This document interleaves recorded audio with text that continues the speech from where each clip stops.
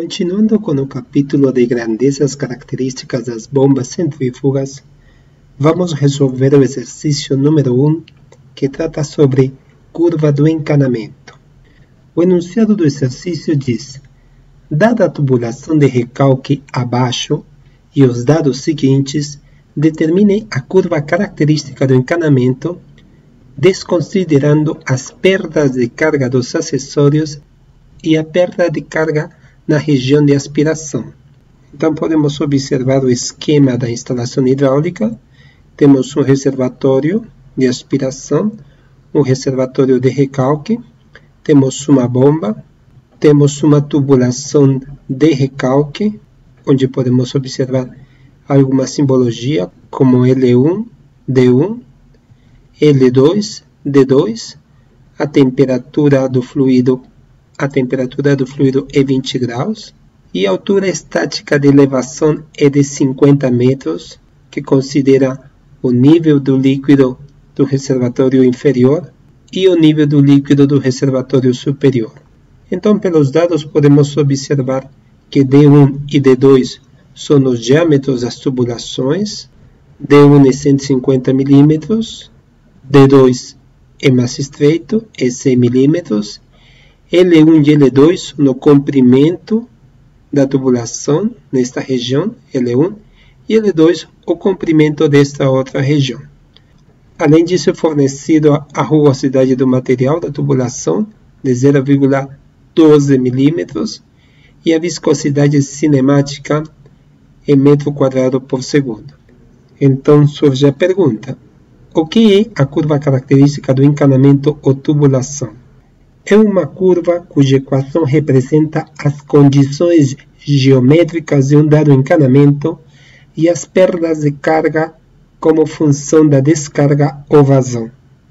Em outras palavras, a curva do encanamento deve ser definida como H, curva do encanamento, igual à altura estática de elevação, que é a parte geométrica da instalação hidráulica, mais as perdas de carga como função da descarga ou vazão. E essas perdas de carga são uma função quadrática da descarga ou vazão, como veremos na resolução desse exercício. Entretanto, vale a pena mencionar que existem diferentes tipos de curvas características do encanamento. Por exemplo, para um sistema com bomba não afogada, que aspira fluido de um reservatório inferior e o recalca para um reservatório superior, uma altura estática de elevação HE, a sua representação gráfica da curva do encanamento é aproximadamente esta curva ou linha vermelha, onde podemos observar que na relação energética da altura em metros versus a vazão em metro cúbico por segundo, a curva do encanamento para uma vazão zero começa a partir de um ponto que é chamado de altura estática de elevação. Então, a partir deste ponto, à medida que se aumenta nos valores de vazão, a curva apresenta maiores valores energéticos, que são devido às perdas de carga, que são função quadrática da descarga. Um outro tipo de instalação é aquele onde uma bomba succiona líquido de um reservatório e o recalca para outro reservatório. Entretanto, a altura estática de elevação é igual a zero. Nesse caso, a curva característica do encanamento começa para um valor de vazão igual a zero, um valor energético igual a zero. E ele é simplesmente função das perdas de carga, que são função quadrática da descarga. Ou seja, à medida que aumenta a descarga, há um desvio quadrático da curva do encanamento. Em outras palavras, observando esses dois gráficos, podemos ver que, com o aumento da vazão, há um aumento na energia que o fluido precisa ter para poder escoar através da tubulação da instalação hidráulica. Um terceiro tipo de curva característica do encanamento é quando temos um reservatório de aspiração acima do reservatório de recalque. Nesse caso, a altura estática de elevação é considerada negativa, e, consequentemente, a curva do encanamento não irá partir em vazão igual a zero desde o ponto zero energeticamente falando, senão desde um ponto negativo no eixo da energia fornecida ao fluido, que está definido aqui. Então, a curva do encanamento começa de um valor negativo para uma vazão zero e vai aumentando à medida que a vazão vai tendo valores maiores. A equação fica sendo igual a menos altura estática de elevação, mas as perdas de carga como função quadrática da descarga. Um outro tipo de curva característica do encanamento é quando temos um sistema que succiona líquido de um reservatório e o recalca para um reservatório superior. Entretanto, a tubulação apresenta um diâmetro maior ou relativamente maior. Há uma altura estática de elevação positiva entre os níveis do fluido em ambos os reservatórios, mas o fato da tubulação ter um diâmetro maior, ela irá influenciar nas características da curva do encanamento.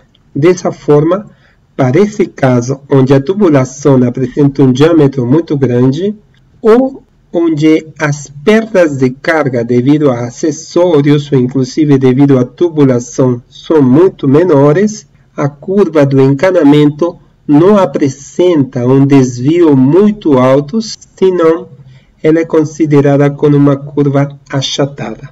Entretanto, para uma vazão zero, o primeiro ponto energético é igual à altura estática de elevação.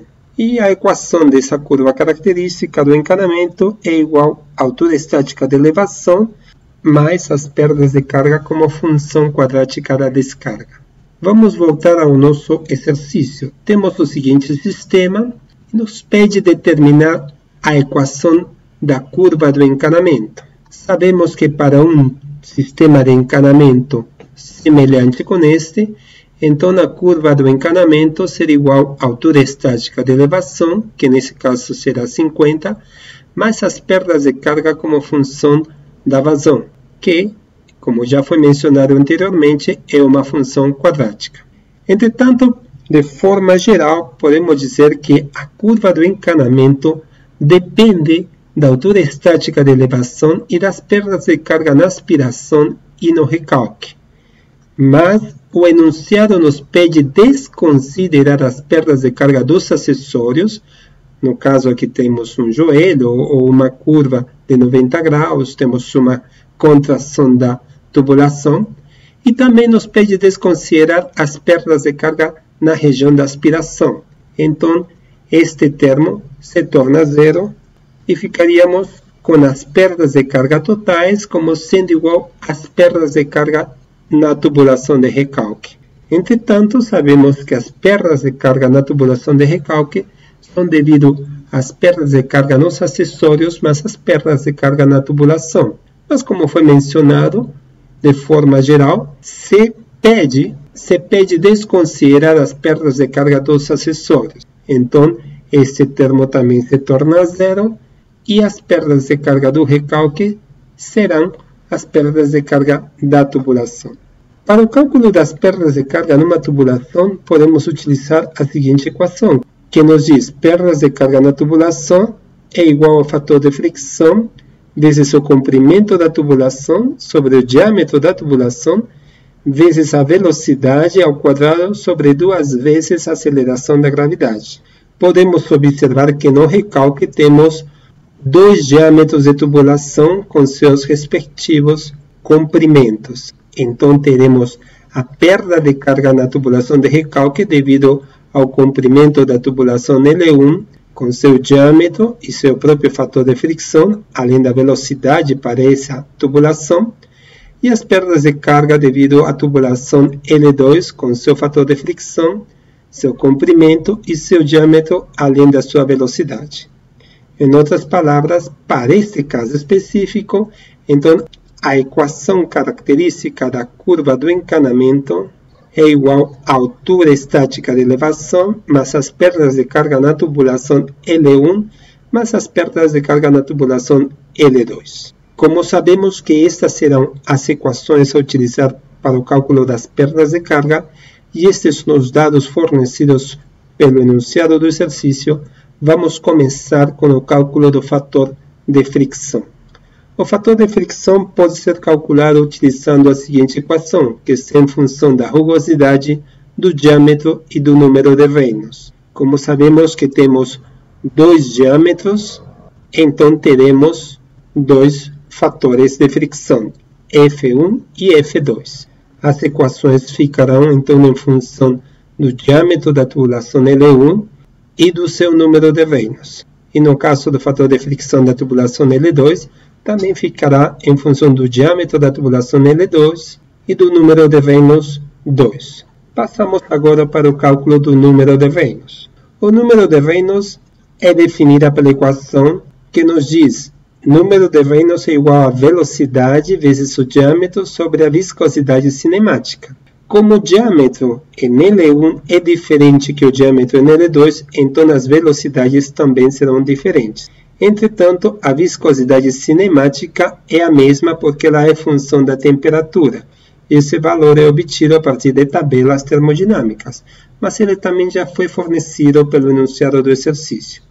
Então, substituindo os valores de diâmetro e viscosidade cinemática para cada uma das tubulações, ficamos com uma expressão dessa forma, que ao resolver, chegamos a uma expressão do número de reinos 1 em função da velocidade 1 e do número de reinos 2 em função da velocidade 2. Continuamos com o cálculo do fator de fricção.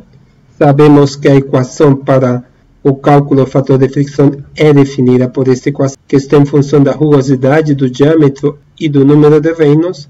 Então, agora passamos a calcular a rugosidade relativa.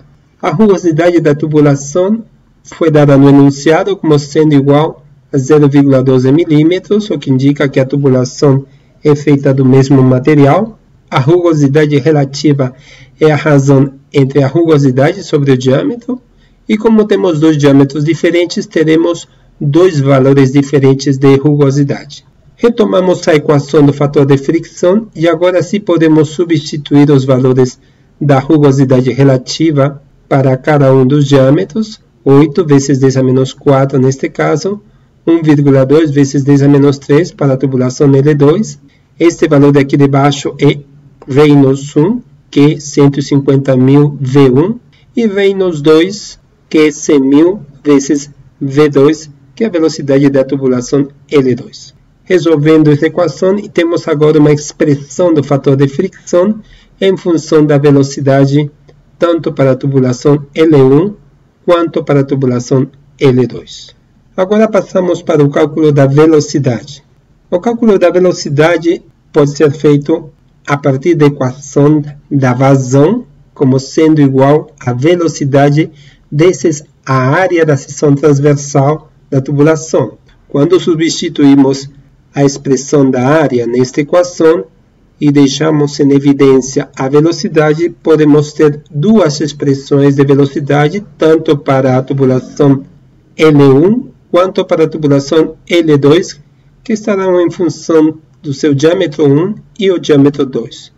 Temos os valores do diâmetro, então podemos substituir esses valores e obtemos inicialmente uma expressão da velocidade V1 e V2 em função da vazão, para o caso da vazão ser dada em metro cúbico por segundo. Se a vazão for dada em metro cúbico por hora, então teremos que dividir essa expressão sobre 3.600, tanto para V1 quanto para V2. Retomamos então o cálculo da perda de carga, e a perda de carga sabemos que é igual a esta expressão para o caso da tubulação L1 e para o caso da tubulação L2. A partir dos dados do enunciado do exercício, temos o diâmetro e o comprimento da tubulação L1 e o diâmetro e o comprimento da tubulação L2. Substituímos esses dois valores, além do valor da aceleração da gravidade, nas unidades adequadas,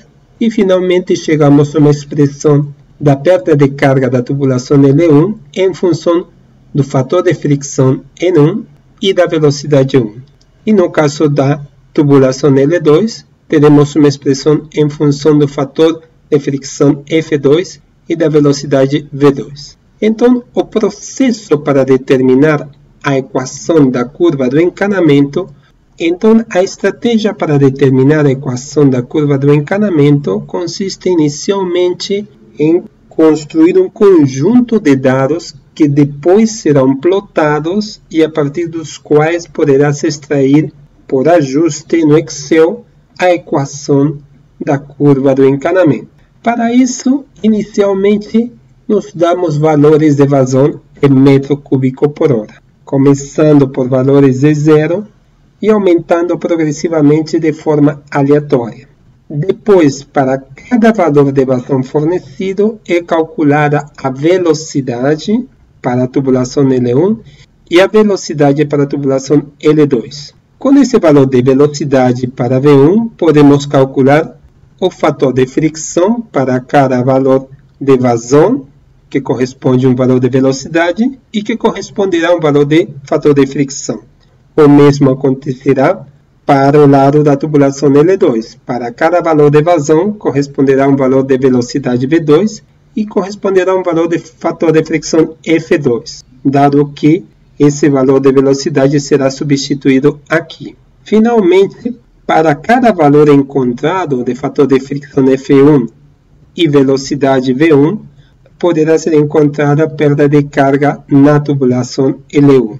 Da mesma forma, acontecerá para a tubulação L2. E, finalmente, podemos juntar os dados da altura estática de elevação mais as perdas de carga na tubulação L1, mais as perdas de carga na tubulação L2, e podemos obter um conjunto de dados que poderão ser plotados e a partir dos quais poderá ser extraída por ajuste polinomial de ordem 2 a equação da curva característica do encanamento. Então, agora passamos para o Excel para demonstrar como isso é possível de ser feito.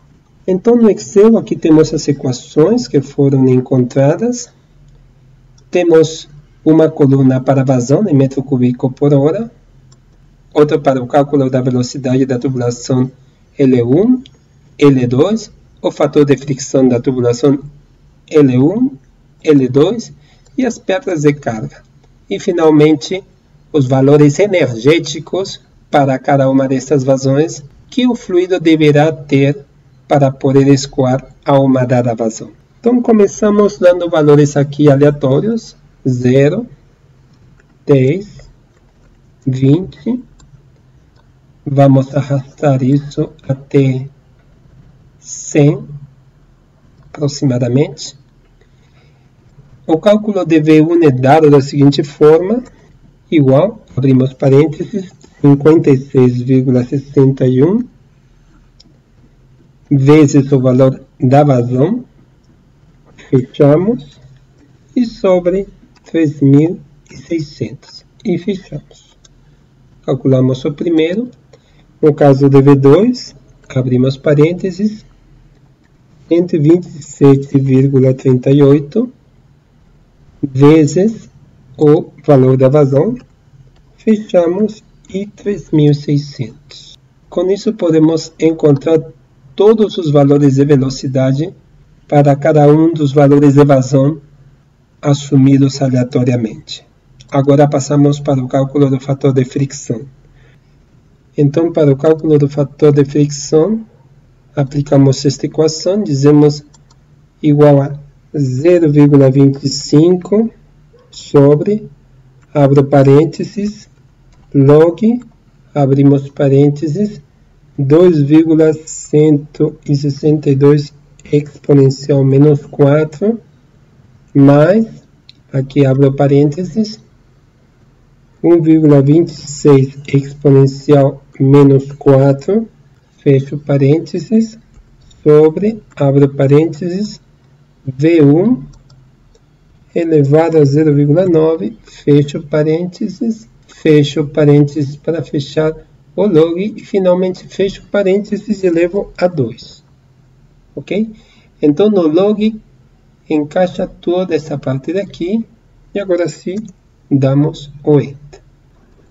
O mesmo faço aqui, igual a 0,25, abro parênteses, log de 3,243 exponencial menos 4, mais, vou abrir de uma vez dois parênteses, 1,815 exponencial menos 4, fecho esse parênteses sobre, vou abrir outro parênteses, D3 elevado a 0,9, fecho parênteses, agora fecho parênteses do log e finalmente último parênteses e elevo ao quadrado.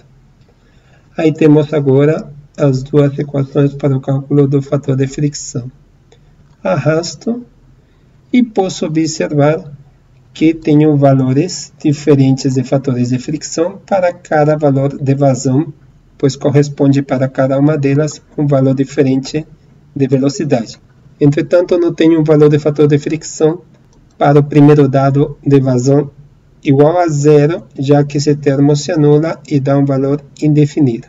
Mas isso vamos resolver depois. Vamos para o cálculo das perdas de carga na parte da tubulação que corresponde a L1. Segunda equação é igual a 102 vezes o fator de fricção e vezes a velocidade 1 elevado ao quadrado. Da mesma forma, para JL2 é igual a 153 vezes o fator de fricção vezes a velocidade V2 elevado ao quadrado. Agora arrastamos. Para esses aqui vamos deixar com o mesmo número de casas decimais, aproximadamente 2 casas decimais. E finalmente a última equação, que é a equação da curva característica do encanamento, que será igual a 50, o primeiro coeficiente de perda de carga, mais o segundo coeficiente de perda de carga igual, e simplesmente arrastamos até aqui. Bom, para esses valores aqui, vamos dar uma única casa decimal. O que fazemos com o primeiro valor? Já que o primeiro valor é vazão igual a zero, então corresponderá uma velocidade zero e um fator de fricção zero, que colocamos aqui, dado que não é possível o Excel calcular. Para esse valor igual a zero, para F1, também fazemos o mesmo para F2. E, consequentemente, as perdas de carga em vazão igual a zero se tornam igual a zero. Agora, se temos as duas colunas de vazão e a coluna de energia que o fluido precisa para escoar a uma dada vazão.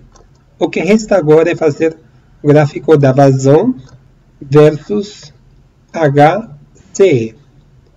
Vamos para inserir, dispersão. Já podemos observar que a curva tem um perfil ascendente. Escolhemos o layout número 10. Colocamos vazão em metro cúbico por hora. E colocamos altura em metro, o termo energético. Determinamos a equação da curva, que é o que nos interessa. Clicamos com o botão direito, adicionar linha de tendência. E para adicionar a linha de tendência, escolhemos a opção polinomial de ordem 2, exibir equação no gráfico e exibir o R quadrado. Já temos a equação com um excelente ajuste. Eliminamos isto e temos o gráfico com a sua equação. Agora vamos voltar para o PowerPoint para definir a equação da curva característica do encanamento para o sistema mostrado no enunciado. Então, a partir do Excel foi possível construir essa tabela, onde foi dado valores arbitrários de vazão e calcular os valores de V1, V2, fator de fricção, perdas de carga e HCE.